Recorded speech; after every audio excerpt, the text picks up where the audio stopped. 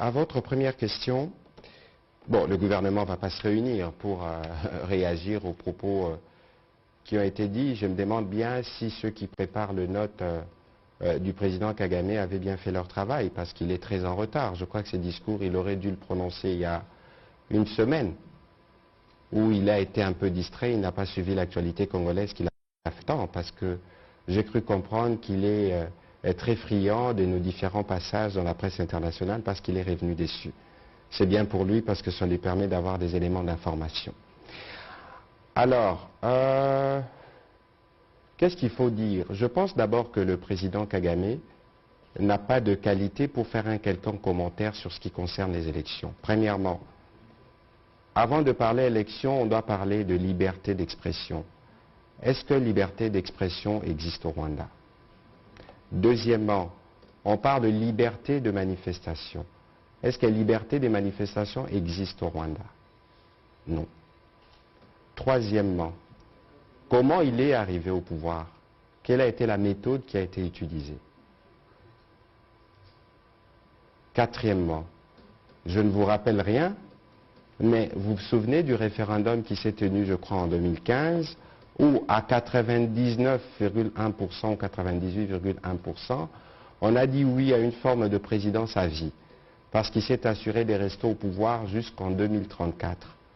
Mais il vaut mieux d'abord qu'il regarde chez lui si les Rwandais sont libres de s'exprimer, si les Rwandais sont libres de manifester, si lui, il est en mesure de supporter une quelconque opposition à sa pensée unique.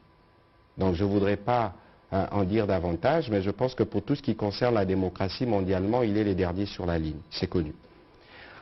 Alors après, nous savons finalement que les déclarations qu'il fait, c'est fort, c'est consécutif, je pense, à sa déception, de toujours penser pouvoir disposer ou jouer un rôle en République démocratique du Congo, parce qu'il s'est fait non seulement porte-parole du M23, mais il se présente, lui et son gouvernement, comme protecteur de communautés congolaises.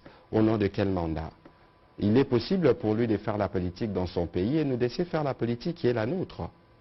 Quoi qu'il en soit, ce n'est pas lui qui doit venir nous dire ce que nous devons faire, parce que son ambition aujourd'hui, c'est de déstabiliser politiquement le président Tshisekedi. C'est l'œuvre dans laquelle il est engagé. Je pense que certains de ses alliés les lui ont dit que ce n'est pas parce que vous agitez un mouvement terroriste que vous avez fait renaître, parce que c'est la violence qui vous a toujours guidé, et vous pensez que cela est suffisant pour perturber non seulement la RDC de manière entière, pour briser justement l'élan dans lequel nous sommes. En tout cas, si vous regardez du point de vue économique, tout le monde note qu'au Congo, nous faisons de progrès.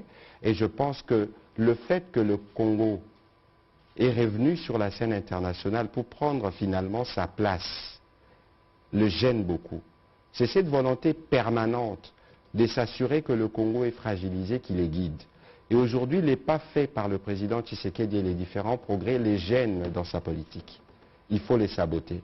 Parce que les calculs derrière, ce n'est pas seulement de faire cette déstabilisation politique à travers cette situation de sécurité, mais c'est aussi interférer dans les prochaines élections. C'est évident et nous savons tous qu'il a de relais ici.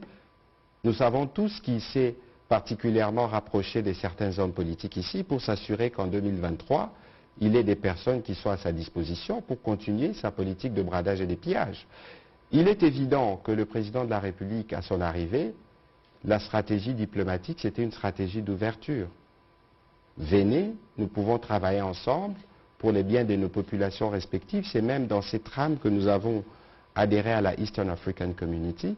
Mais malheureusement, les schémas qui veulent que la paix soit restaurée, qui veulent que nous parlons économie de manière transparente, n'est pas les schémas qui l'arrangent. Et parce que ça ne l'arrange pas, il faut trouver des moyens pour perturber. Mais je pense que cette guerre qui fait en République démocratique du Congo, c'est une guerre des trop. Regardez les massacres des Kishiché, localités occupées par les terroristes du M23 et des ADF.